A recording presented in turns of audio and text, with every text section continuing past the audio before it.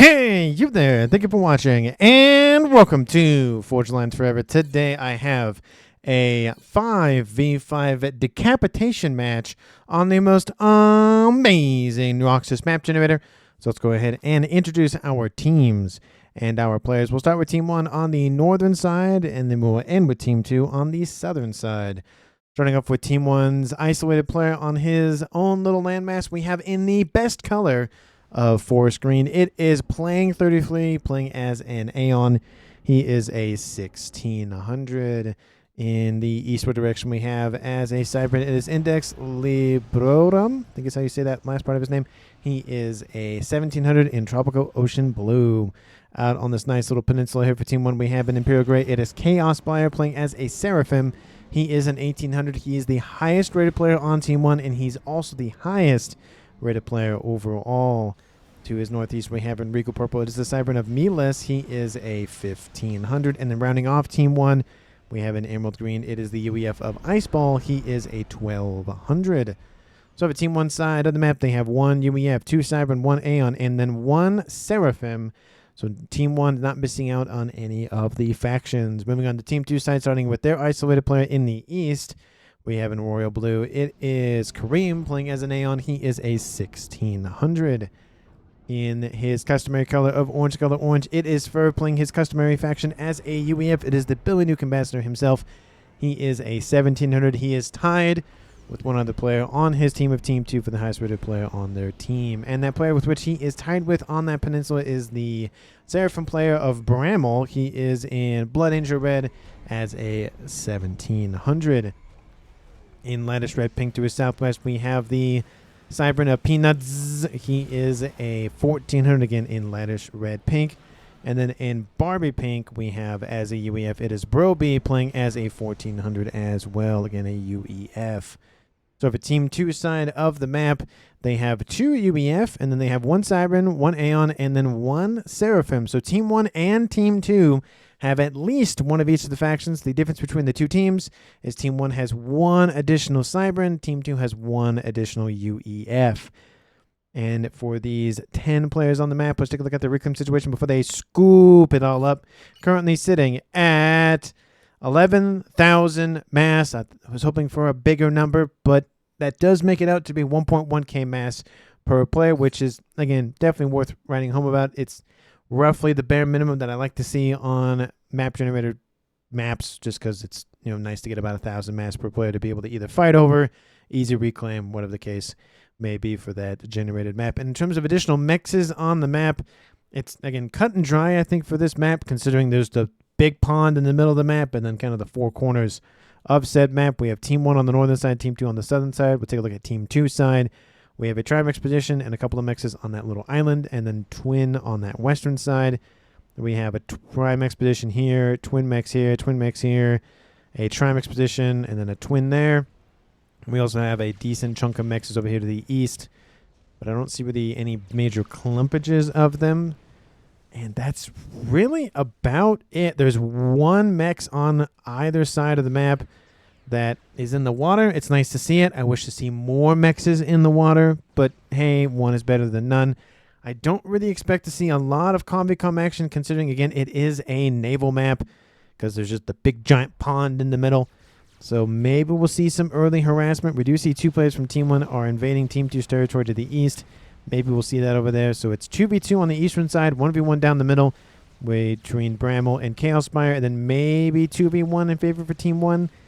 If they decide to push against Broby, we do see gun started for playing 33, gun started for Kareem. He's going for range now, and looks like those comms are inbound. We do see Team 1's Chaos Spire is here. He's actually reclaiming the facility for Bramble, and then Bramble's also repairing the facility at the same time. So we'll see how long that goes on, because he's starting to take some damage and dropping into the almost yellow at this point. Range is almost done for Kareem's comm. We do see Ferb is over here as well. No gun for Team 1. Speed online going for range again. So going to be in favor for Team 2 once that... technically it's already in favor already because the speed upgrade, but once the range upgrade, they'll cement the being in the lead in terms of firepower.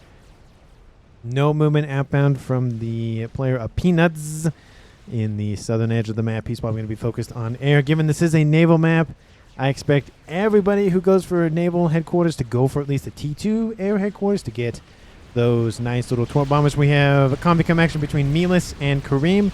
Ferb is inbound to assist as well. How is Chaos Spire doing? He is not looking good. We have Bramble and Chaos Spire trading blows. Chaos Spire will die here.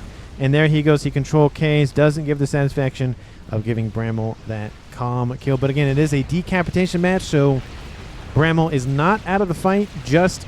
Not Bramble, sorry. Chaos Spire is not out of the fight just yet, because in a decapitation match, everybody on one team has to be eliminated before the game is won.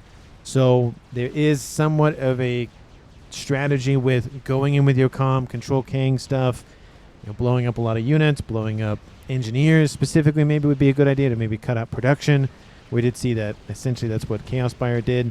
The facility is still online. He did not actually reclaim it, but most of the units, the subs, were online nearby, and losing that does hurt Team 2's defenses for their facility. On the eastern side, we do see Melis taking some shots from some Tiger Shark Team 1 subs. We even see a different colored Tiger Shark under the control of Kareem for whatever reason. Melis is not looking great. We have some torp bombers nearby that might be enough to save him. He's not looking good, though. 600 hit points and falling. 300 hit points and falling. There's still a couple of subs here. 200. Not looking great. 150. Kareem is moving in almost to intercept. It looks like they might just let him go. 100 hit points. Oh, he looks like he's going to get away. Ice Ball is taking some hits now. And we saw some torp bombers for Team 1's Ice Ball, and they're not nearby just because the bomber... Oh, actually, there's no interceptors from Team 2 to deal with them. And it looks like Team 1's Melis does bite the bullet with those subs. And Ice Ball might be able to get away because the remaining subs have been destroyed or thrown back by the Sao Isles from Team 1's Chaos Spire. So it looks like both of those players are staying in the match. They're not giving everything over to somebody else. That is kind of the, again, custom setting is once your comm's dead, you're out of the game, your base and everything else gives over to something else. There is the share until death. There's the, well, I guess that's kind of voids that, but there's like a partial share, which is just the structures and not your units. And then there's the full share, which is just all of your units and structures. So this is, again, decap match. Players can choose to leave whenever they want. So they can give their stuff over to somebody else, but it looks like, at least as of right now, they'll stay with it. And again, in those situations where, oh, shoot, I made a bad call, now I'm gone, and I can't play the match, I have to play a different match and sit here for 45 minutes to an hour waiting for the match to finish or go and find another game to play. Having this decap match does allow for those mistakes to happen, but players get to still play. So it's kind of a nice middle ground. I like it. I do like the decapitation rules. It's not, something that should be done every single match, but it is nice to have a little bit of variety. Playing 33, pushing with a speed upgrade. Bobry has gun damage and range. Apologies, because he is UVF, so he's able to push back on Team 1's commanders. Anytime I see the number 33, all I'm going to think about is Expedition 33 from now on. It's such a good game. I almost want to go back in time and play it again, or at least wipe my memory and play it again. That's how good it is. Such a good game. Anyway, to the north, we do see forces from Kareem. Again, he has Hovertech with those Aurora at T1, which means he's able to traverse the water quite easily, and he's killed off one mech. Going to kill off another mech. Maybe we do see some bombers here. Interceptors also here. We kill off another mechs over there. T2 mechs might stay alive. We have some Corsairs inbound now from Melis. Still don't know if I'm saying his name right. Also bombers inbound from him as well. 40 hit points. 40 hit points remain for that T2 mechs. Ooh, that was close. Almost lost the 6 mass a second for that one. Another mechs is down. Looks like they should be intercepting those soon. I mean, they are T1 mexes, but every 3 T1 mexes is equivalent of a T2 mech. So, again, 6 mass a second and 6 max a second. And they could push in to grab one more mex, but they're not doing so just yet. Team 1 will probably deal with those nice little Aurora here shortly. Definitely paid for themselves. And look at all the other mexes dead as well for Team 1. That's a lot of dead mexes. Yeah, I was going to say maybe they weren't even claimed, but no, those are actually all dead mexes. So nice grab by Team 2's assaulting force. We do see the comms for Team 1 are pulling back. Looks like Broby's hiding in the pond for now. We should be seeing more naval plays. T2 Navy online for Chaos Spire, online for Index, and for playing 33. Nothing online on the eastern side. We do see a facility has been started by Melis. Looks like he might go straight for T2 maybe. We do see Ice Ball did take some damage from those Aurora from Kareem. Kareem is pretty far forward. Again, and it's only 12 or so minutes on the clock, but a lot of T1 bombers. We see Corsairs running around, so there is some sniper temp possibilities here for Team 1. T2 upgrade started here for Ferv. Possibilities for a Dewey Nuke, of course. It is the first of the 4 upgrades that he traditionally goes for. We have the Coopers. Again, they output a lot of DPS with those torpedo boats, but again, they are targetable by destroyers and everything else for that matter. So, yeah, 1 destroyer is going to probably be more than enough to deal with both. Yep, there they go, 1 and 2 right after the other. So, they're a nice supporting unit. You want to keep them underneath the bubble shield, the bulwark, but on their own, it's not as powerful. It's almost better to stick with just a couple of regular destroyers and then maybe transition to a little bit more Coopers. So that's just my opinion with the Coopers. Again, it's more of a case by case basis rather than a mainline unit like the Percy or the Destroyer or the Neptune for UEF as an example. Gun upgrade started here for Peanuts. I don't know how valuable that's going to be at this point. I mean, he probably won't invade on land, so maybe it'll be worth it. I just don't see it really being that useful. And the Aurora get denied. Team 1's not letting any sort of invasion happening at this point. We're going to lock down all of the doors and the windows and whatnot. We do see all the other units that can't use hover, just kind of sitting over here like, hey, we want to get over there, and they just don't have the capacity to do that. We do see a couple of transports with some, I would assume, Aurora on board.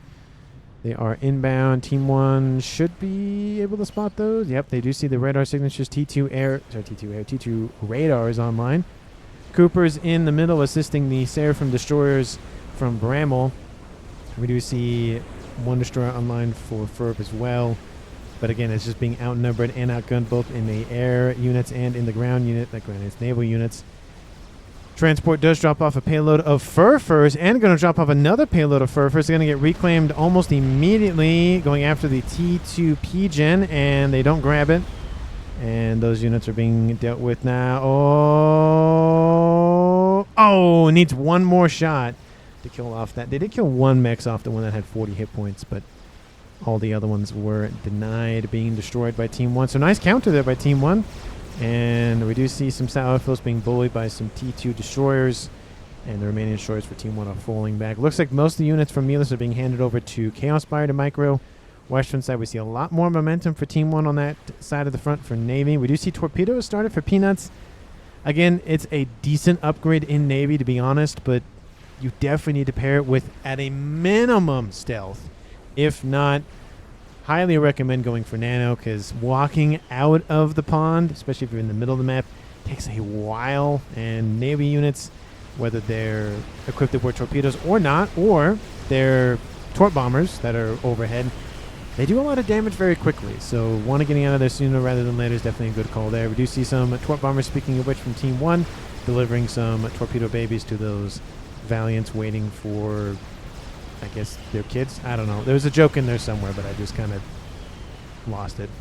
Reinforcements inbound from Team 1's index. Again, all of that firepower being pulled away to deal with the threat from Team 2. We do see the headquarters will stay alive, which is the most important thing for Chaos Spire, constantly outputting destroyers. So it would have been a nice grab, but it does at least alleviate a little bit of this pressure and allowing Team 2 to build up more defenses in this nice little channel here. Again, probably not the best vector of attack. Even if you went this way, it's still a small environment to pass through.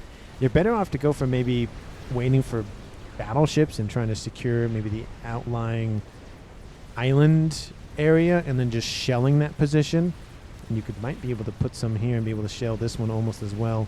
It's not a super big map, at least in terms of a pond versus the regular landmass, so players could be able to use Torrents, could be able to use battleships to be able to range out those naval facilities, but we'll see. We'll see what players end up deciding to do. T2 Navy, no T3 yet.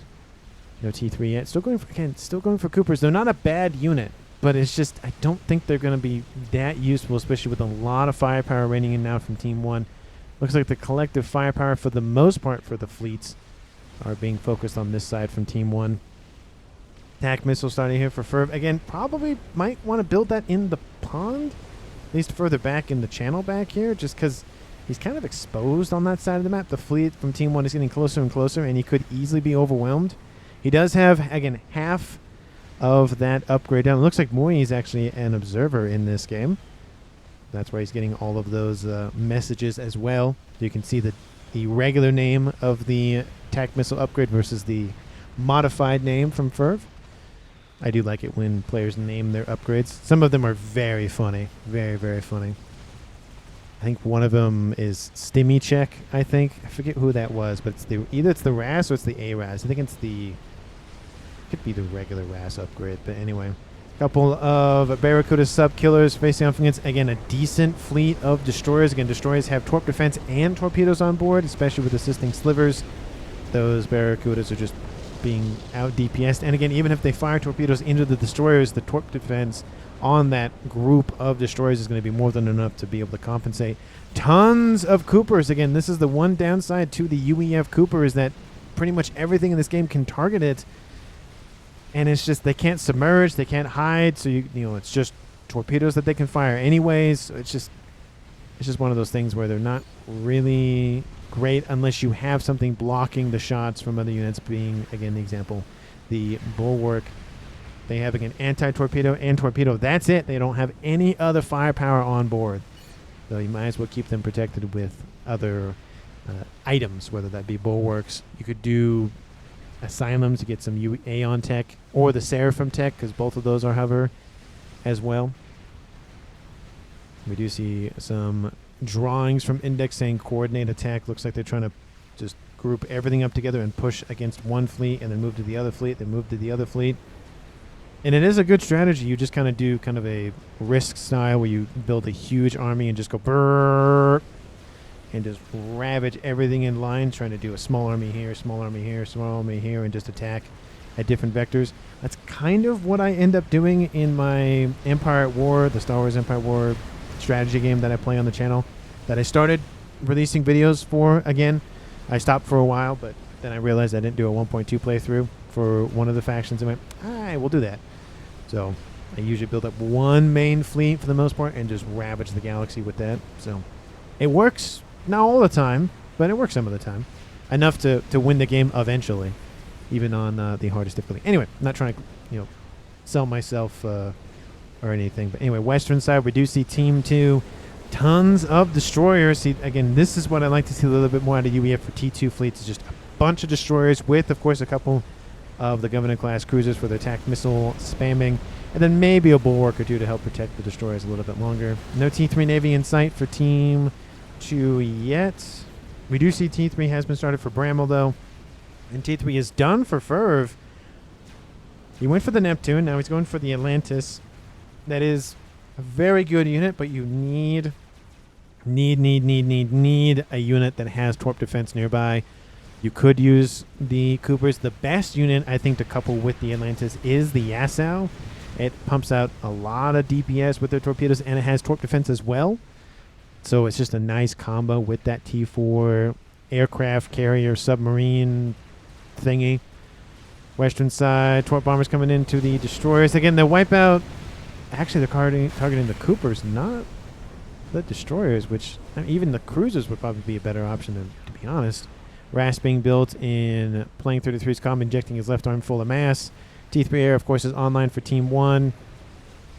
I would expect at least at 22 minutes somebody would have T3 Air. We have another one online here for playing 33 on, not playing 33, sorry, Iceball on the eastern front, and then T3 Air has been started for Melis. Do we have any other headquarters besides the Navy? Nope. Do we have any T3 Navy online for Team 1? Nope, but we do have an Atlantis, though. T3 Navy is online for Chaos Spy. Oh, obviously, duh, because he built those Yassau's.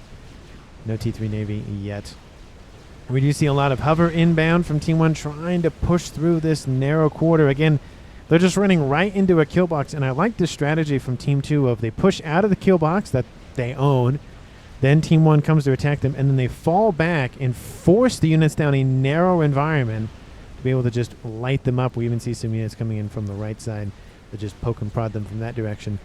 We do see the Atlantis is again already online for Team 1. Atlantis for Team 2 is online. I do sense that players might just build those, and that'll be just a war of the lost city of the Atlantis fleet at this point. Atlantis, however you pronounce the actual plural form of Atlantis.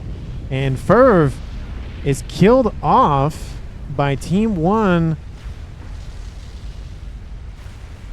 I don't see exactly what hit him. Looks like maybe the Atlantis got him. He was in the pond. It'll probably be a picture-in-picture to tell me exactly or show you all what exactly happened, but I don't think he control K'd. I think it would have been a shot from all those Salems with those torpedoes, I would imagine. He just didn't get to his comm in time. But again, he still won the game nonetheless, so it's not a big deal that he lost his comm, but he now no longer has been with Nuke, so he can't do the whole, namesake thing. ARAS started for playing 33. Torp Bombers still rating in ever so slightly from Team 1. They breached the shielding at a bare minimum, allowing the shots from the destroyers to come in, but I don't know if it's worth all the mass being dumped and not really get a lot of value out of it. Another Atlantis is online. Another Atlantis coming online. Tempest being built. Again, the only problem with this construction yard is that the pathfinding is a little annoying because it's a small environment and you have all these units and structures in the way. So, I don't know, maybe it would be beneficial to build at least right outside of that little channel. But, at least you're not trying to build in here. That's not going to work at all.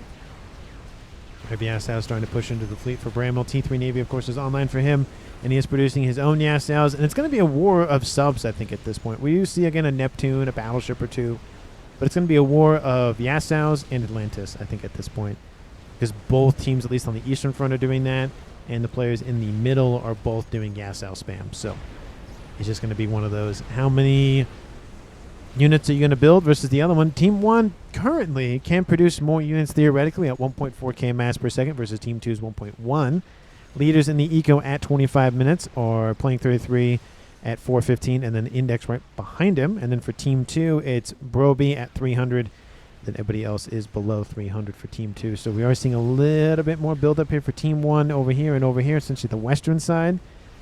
The eastern side, again, has been hit pretty hard earlier on, so they're kind of a little bit, not falling behind, but they're just a little bit behind, which is, again, fair. And ARAS being built on Plenty 33's comm. We do see an SMD coming online. Maybe we'll see a nuke from him, maybe. And we have an SMD also being built in that base. Battleships coming online here for him. I would assume he's going to go for Torrents at some point, but it looks like he's going to go for battleships first. Team 2 has an Atlantis over here as well. So all of the UEF are doing Atlantis, and the Seraphim for Team 1 as well is doing it. It's just never going to end, is it? All of these big, giant submarine experimental aircraft carrier hybrid thing. It's just never going to end. We have Omen trying to protect the Atlantis a little bit. Looks like, I don't think they're ground firing, because you can ground fire the Atlantis. It looks like the cruiser's trying to target the Atlantis, but again, it's targeting the Omen. And it has TMD on board, so it's able to grab some of those missiles and not let them hit them. But, I think it'd be better off to have some torp defense rather than TMDs. But that's just me in that opinion. Tons of hover tech, which again is nice for Team 1, because that means torpedoes can't target the hover tech. But again, that also means that any unit that's under the surface of the water can't also be targeted by the hover because they're not in the water with torpedo. Just, it's kind of a, well, I can't shoot at you, you can't shoot at me, so we'll just leave it at that. Team 2, T3 land, no T3 air. We have T3 air online. I would assume it would be for Peanuts in case he's a little bit further back, and he did go for it. T3 Navy, T2 air, T2 land. No other air. Again, like I say, at least T2 air from every naval player to get their own torp bombers online. And they'd be very especially useful for targeting the Atlantis and the Yasows. They're not actually grouped up together. Again, the Yasows have the torp defense for the Atlantis, and you take out the torp defense, and then all those torpedoes that rain in from the skies will not be denied by the spam that is those storks or anything else that's named a torp bomber. Even the Aeon T3 ones would be nice to see, those Solaces. We have some skimmers over here, and the Atlantis is being ground fired right now, and it's just not looking great. Again, it can fire the torpedoes behind itself. That's very nice, be able to retreat and still be able to fire behind itself. Atlantis for Team 2 is being bullied by 3 of them from Team 1. We have 2 battleships, and again, the Aeon one doesn't have torp defense, but the Galaxy has torpedoes, which means it can fire a little bit more aggressively against those naval units. We do see some Yasows from Bramwell trying to poke and prod at the Atlantis. They don't want to move too far close because that is a lot of firepower raining off of those Atlantis, and this one is actually blocking for the other two weaker ones. But there's now a Tempest and an Atlantis coming online. Immediately transferred over to Ferv. It did make its way through the channel. Probably took a little bit longer than he initially wanted it to, but hey, it was protected while it was being built, so, you know, there's only so much you can do about that. Atlantis finally defeated for Team 1, and that reclaim total is probably getting high very, very quickly, I would imagine.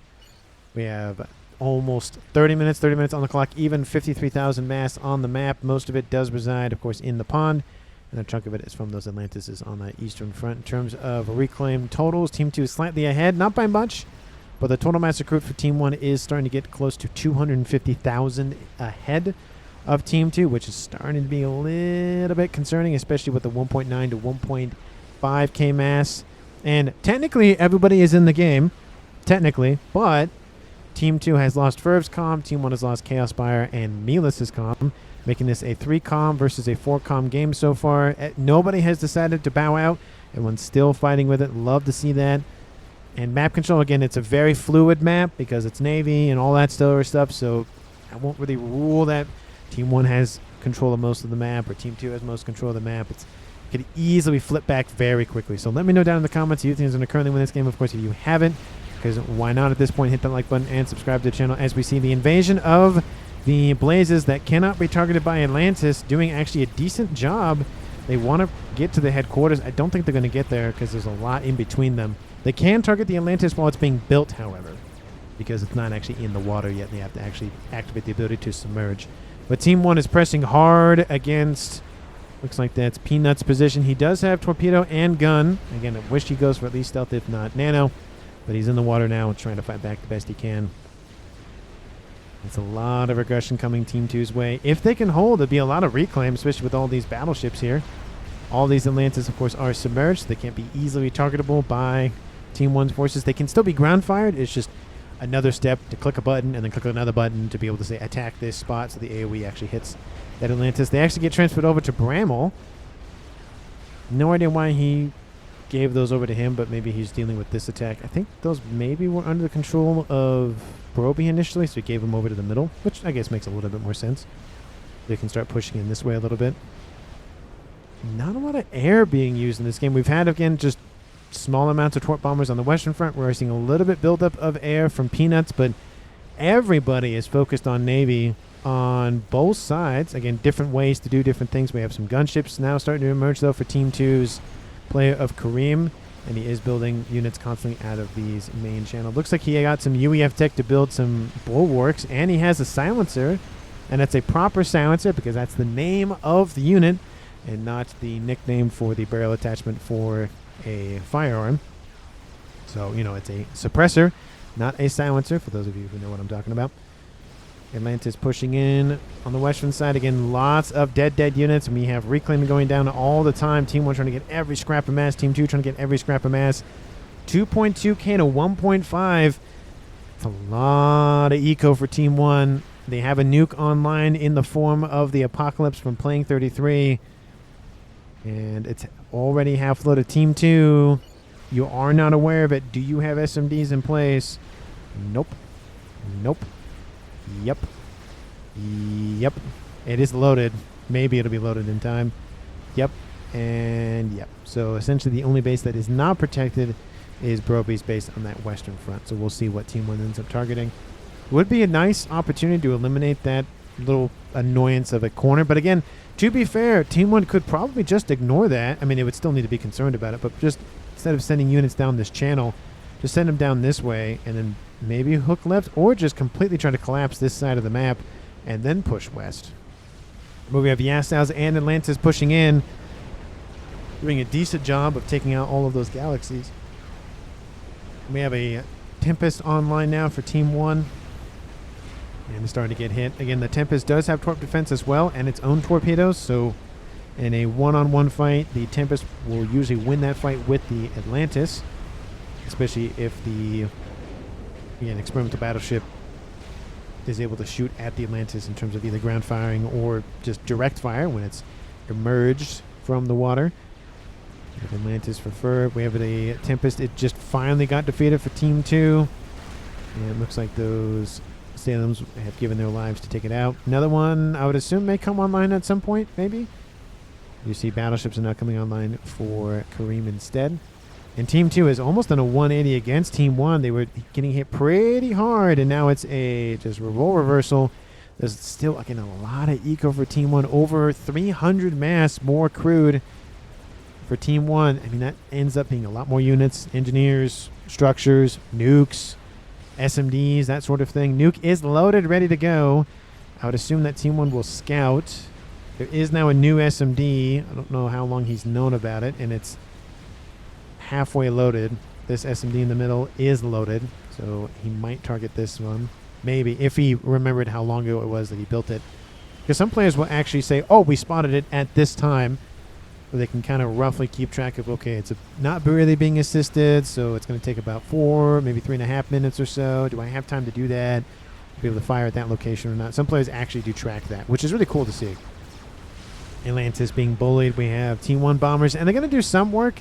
They won't kill off the headquarters. If they target the engineers, that's probably the better option. Just eliminate the engineering prowess of the facility. And they do hit a couple of the engineers, but not too bad. Bramble thought they were torp bombers, but I just targeted his engineers, so there's that. And we have battleships going after engineers. Team 1, again, doing a very good job of reclaiming. Team 2 is doing a little bit better of a job, though, because a lot of that reclaim is actually coming to them. So it's 200,000 to 140. But, again, now we're approaching 400,000 mass more Team 1 has accrued. Do you see a circle from Ice Bowl targeting this facility from Bramble? Maybe he's thinking, hey, don't shoot the nuke at that or shoot the nuke at that. SMD is going to be loaded. So the time to fire the nuke was earlier ago because now there's an SMD in place. Team 1's going to have an opportunity to... Of course, I literally look away, and then that's when he fires it. Because, of course, he does. I probably didn't notice it because you can hear the alarm go off. It is inbound. All for the air grid, it looks like. But the SMD is loaded. Unless he wants to fall short and go after the headquarters, maybe. But it's not as far to the right as it needs to be. So, yeah, it's going for that air grid. Or it's going to hit short and go for some mexes. That's not a bad option. And explosion. SACU dies in the middle of the map. And the SMD shoots down the nuke. No missing of the SMDs, I imagine. Because that would be kind of annoying. Especially if you watched a couple of games. Especially the Settons game. Oh, SMDs missing. Psh. That insane to me that those things miss. Just absolutely nuts. And it happened a couple of times in one match, essentially back to back. It was nuts to watch that. 5 Atlantis moving in. We have tons of Yassaus escorting them. Lots of yellow dots in the form of torpedoes. Look at them all. We have again a couple of yellow dots in the form of actual, artillery barrage from the Omens. But again, all those yellow dots just raining in. Atlantis is getting chewed up real quick. Another one just got done for Team 1's Ice Ball. He has a satellite. He's doing UEF things. He has a ton of drones to be able to assist him in construction. It's going up pretty quick in that front. Western side, we have Tempests. They are able to slowly push back on Team 2's fleet. We have a lot of Tempests coming online. Kareem finishes an experimental. I would assume it's a Tempest. Yep, it is. Satellite targeting his base over there to the east. Might as well use that to target SMDs and then allow the nuke for Team 1 to actually land. That would be a good use of the Novaks, or just target mexes. Either option, very good option. And yeah, there goes that Atlantis. I'm just making sure these Atlantis aren't surfaced because they're easily targetable in that form, which that one is, that one is, that one is, that one is, that one is, that one is not. Again, they do have AA on board when they are surfaced, so that can play into having them not be in the pond, but in my experience, for the most part, it's just better to keep them submerged because you get this situation where the battleship could just easily wipe it out because you don't have to ground fire the thing. As you see kind of what's happening right now, you can see the attack order constantly having to move. Those units can do that automatically if the unit is within range and, again, is not submerged. So that when in a situation where there's a decent amount of torp bombers raining in, yeah, it is nice to have some additional AA. But that's where cruisers and bulwarks come into play. So there's ways to mitigate it, but it's just a matter of do you take the risk in being submerged and have everything else target you, or do you bite the bullet and build other units so you keep those units protected underneath the surface of the waves. So Again, it's kind of a rock and a hard place depending on which one you want to go for, or in the sense of just it's just pro and cons for both things. Probably that. Atlantis versus Tempest, and again, cruiser missiles are a very, very good counter to, or missiles in general are a very good counter to those Tempests because they don't have TMD. They have torp defense and torpedoes, but no TMD. Like, I think every other battleship in the game has TMD. I know the Galaxy and the Omen does. I don't know if the Summit does, and I can't remember what. I don't think the Thum is online anywhere that I've seen. It's just been Yassau's. Nuke is online for Team 1, and it is targeting the Clump of Ferv fleet. There is 3 Atlantis that might get hit. These ones, of course, that one's probably going to die anyways, to be honest. The Nuke doesn't have to travel super far. That's still... They are pulling back because he's like, yeah, they're probably targeting me. SMD's still going. All the SMDs for Team 2 are still going, so there's no decline in that. T3, Naval Headquarters being hit by those defense satellites. Again, that's not a bad option as well. The only problem, though, is that we see a little bit more transition into experimentals. You don't need a headquarters to build those. You need a headquarters to build engineers to build those, but not to actually build the unit itself. And here comes that right circling around the island there. Atlantis does get defeated, but again, it's the whole, there's just a lot of stuff shooting at this, and now it's just creating a huge canyon of mass. And there goes the Donut from Team 1 being eviscerated by ASFs from Team 2. ASFs from Neelis are way too late to the party to deal with that, so yeah, again, the nuke landed, didn't really do a whole lot. It could have killed off a unit or two. I didn't pay attention because we knew it was not going to be that impactful anyways. And of course, it's odd for me to not want to focus on the nuke, but when you know it's not really going to do much, I mean, does it really make a noise if it, or do I make a noise when it lands? Sometimes. Most of the time I do, but if it doesn't destroy anything, I try not to make a noise because it's like, it didn't kill anything. So there's no point in saying kaboom, because yeah, it went kaboom, but it didn't do anything in terms of just making an explosion. Ooh, Jormungandr is being hit. Ooh, that's not a good, nice little Neptune there. Again, it's just the power of the Yassau is just incredible. Just absolutely incredible. But again, it is not all powerful, as evidenced by this. Dive,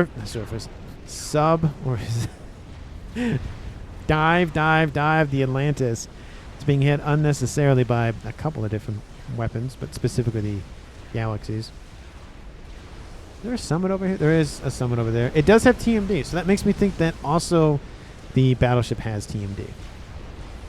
We have, looks like, Index is getting in on the Seraphim game, producing, yes.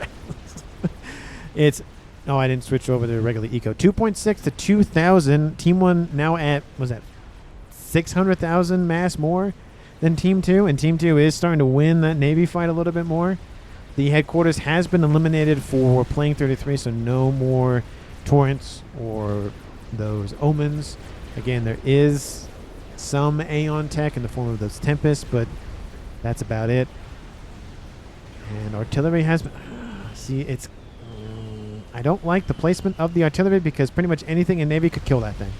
Yeah, it can target the entire base, but still, we have 4 Novaxes online for Team 1's Iceball. He's going to get targeted, I would assume, here shortly by something from Team 2.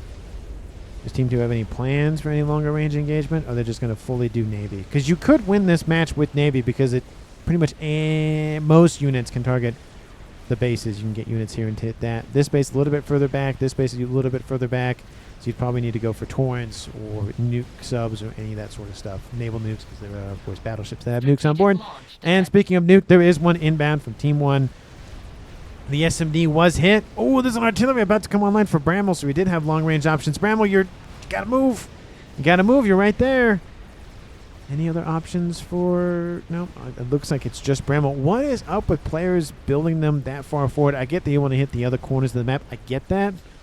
But it's just, it's so much of a risk to do that because if you lose Navy and just, all that stuff is gone. And he gets out of range. The artillery finishes. It's moving into sight. First shot outbound. That's in. Kaboom! The entire base is gone for Team 2's Bramble as a chunk of eco eliminated. The artillery is gone. Team 1 also has an artillery in the form of an emissary that just got finished. Maybe it was changing targets, but looks like it is finished because it was actually coming up instead of just turning. So, how much mass did that one kill? 77,000. The first nuke was shot down. The second nuke landed and didn't really kill anything. And if it did, it was, engineers or something super small. So we'll say about at least 75,000 for that nuke. Again, very well done for the nuke. The satellites played a huge assisting role in taking out the SMD. And I sense Team 2 is going to target that base here real soon. But look at this. Team 2 is doing a very good job of eliminating a lot of those annoying units from Team 1, all the Yasows. We're seeing the engineers are starting to take a hit. The Tempests are being denied. Team 2 is winning the naval game. And again, they're down about, 25% of the mass compared to Team 1. And they're winning Navy. So Team 1 ecoed a little bit, I think, too hard. Didn't build as many units. They went for longer range options. I mean, again, the 5 satellites for Iceball has done a great job of allowing the nuke to kill off a base. Artillery starting to rain in. Looks like the SMD here is being targeted. It is exposed. Oh, shield pop back online, shield offline. And that's going to be the end of that SMD. If there's another nuke loaded, there is not. That base could be the next target. There is the SMD over here they have to worry about. It's a little bit further to the right. But it might be able to clip. Maybe, possibly, maybe. I am focused on SMDs and not focused on everything else. Yeah. You could probably still edge nuke the base and kill most of it off, but still it's not as easy as it would be just direct. Just call it a day. But look at this. I don't think Team 1's going to win the game with Navy because there's, 1, 2, 3, 4, 5, 6, 7, but we don't count those ones back there. 8, 9, 10, 11, 12. So it's technically 10 Atlantis on the front line just saying full send it. We have a Tempest there as well. We have another Tempest inbound. AT. They're adding Team 1 or they're adding Team 2 or something. Ferv inbound with the shot from the Tempest. Kills off. Oh, hits the shielding. Doesn't actually hit the Pigeon that I thought he would go for. Maybe the SMD is the target. Does Team 2... They do have that silencer somewhere. I don't know where it went. Torp Bombers inbound. They kill off one of the Atlantis. The only problem is, again, they're not going to get a second pass because there's so much flak in AA in the area from those Atlantis as well. We have a Donut inbound. The headquarters is eliminated here. We have some hives being built. There's no backup headquarters up there. This headquarters is down. There's no T3 naval headquarters online for Team 1. So it's only a matter of how long can they keep back the fleet before, again, this base and this base and this base and this base is eliminated. That one would be a little bit harder to kill off, same with that one. But the 4 main facilities on the front line are not looking good. Again, more and more Torp Bombers, which is good to see, but it might just be diminishing returns. Again, that disrupted all of the mass, all of the everything is just wasted because it's not done, and it's going to get destroyed soon anyway, so there's no point in continuing building it. P-Gen gets blown up. Shielding is starting to be exposed. We have that second Tempest now inbound this away, so you have 2 Tempests focusing fire soon on that Novak's base.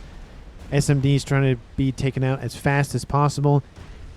I mean, that's probably the best bet at this point. Multiple mechs locations taken offline. We have a Cyberin Telemazer online, killing off some mexes. Looks like he's teleporting again. Looks like he's going over into the pond just to keep himself a little bit somewhat protected. We do see some SACUs in nearby to help out a little bit. Team 1 PD being spammed up. He's going to take a huge cut to his hit points. He should be able to get out of there, but more PD has been built. And no, it's just the last second and he doesn't get out. Rip, yeah, just seconds, just milliseconds, I would assume, away from getting away, but nope. He is destroyed again. He's still in the game, but his comm has been eliminated. Team 1 now has 2 comms remaining, being Iceball on the eastern front and playing 33 on the western front. It's just the green players at this point. It's been a green versus a pink affair. Granted, there has been some blue on both teams, a little bit of orangey red. So essentially, it's like the red team with a little bit of blue versus the blue team, actually the green team with a little bit of blue. And yeah, Tempest raining in right in the middle of those drones. There is a donut over here for whatever reason hanging out on that side of the map. Another donut is inbound. We have battleships targeting the base here for index. The SMD looks like it got not even finished. It looks like that one's been being built for a while now. Or it was destroyed and it's being rebuilt, but And you would assume that the SMD was built a long time ago. 49 minutes on the clock. And SMD is still alive. SMD. That might be another target, though. But there's a lot more SMDs online on the Eastern Front. So if Team 1 does fire a nuke, it might just go to Bramwell again. Nuke is online, ready to go. Second artillery has been started. Sorry, third artillery has been started because that one is now done. And again, it's just a matter of can Team 1's playing 33 eliminate the pretty much almost everything from Team 2 with just the artilleries and a couple of donuts and a nuke. Speaking of nuke, where's that naval nuke? There it is. There it is.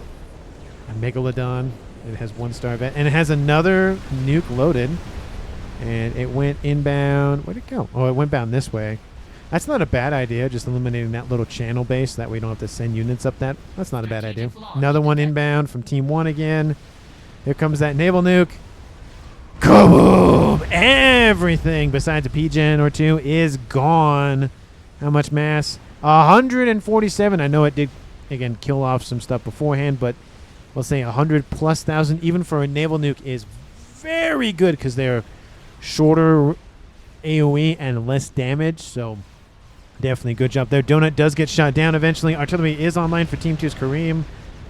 The ASFs are down with it. Again, we did not see anything else from Team 1's commanders. Again, it's UEF and Aeon, so they're probably not going to teleport anywhere. 1 satellite is gone. 2 satellite is gone. There's 4 more. It's just not going to work for Team 1 at this point. Just don't think it's going to be enough because look at this. Multiple bases offline. The nuke did land and blew up Bramwell's base again. Kaboom! Again, at that point, I mean, yeah, he loses the mexes, but there's so much other stuff online for Team 2 on their doorstep. It doesn't really matter that that base is gone. 1 base. Now, if you eliminate another one and another one and another one and another one, then it starts to be a lot more impactful. Less mass, less units. If you can hold out, that'd be enough. But Team 1 just decides, nope, we're done. And decides to just call it a day. So it looks like FAF got the credit for killing off Neelis' comm, but the Novax is getting hit. Team 2 wins the game. Team 1 suffered 1 loss in the form of FAF, so it's not technically a flawless victory.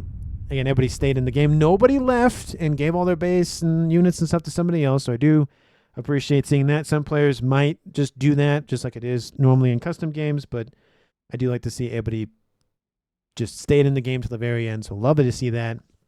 MVPs for me, I mean, the Atlantis have it. I mean, I would say it's just the UEF, because look at this. Atlantis. Was there no Atlantis there? And Atlantis. We had 4 players of the 5 having some sort of control with Atlantis. And then the only player that didn't have Atlantis was the Aeon for Team 2, being Kareem, who built Tempest and then gifted them over to FAF. So, I mean, the naval experimentals win the game, essentially, for this one. Not every game. You can't just take the Atlantis and put them in every game because it doesn't always work. Sentence is a good example. A bunch of other games are a good example. But point being, the Atlantis and probably some Yasau combinations worked a lot. The nukes were great, but I do think maybe a little bit less focus on those Novaxes from Team 1's, who was that? Iceball, maybe building more Navy, because I don't think he built any Navy at all. Yeah, I don't remember seeing any naval facilities online. So it essentially was a 5v4 game in Navy, and that eventually it looked like Team 1 was going to be fine without the additional player of Iceball in the pond, but eventually it was just nope. That's how far Team 1 got, and it was just boop, boop, boop, push back in Team 2 won. How's the reclaim total? I can't see it because they're all grayed out.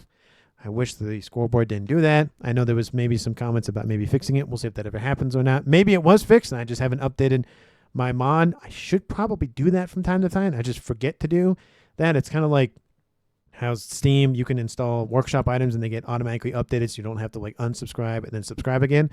But the mods like this don't, so you have to unsubscribe and then resubscribe or reinstall them, that sort of thing. But anyway, I'll probably do that here soon after I'm done with editing this video and whatnot and see if there's any updates to it. But again, thanks so much for watching. I really do appreciate it. If you haven't done so already, please like the video and subscribe, and I will see all of you in the next one.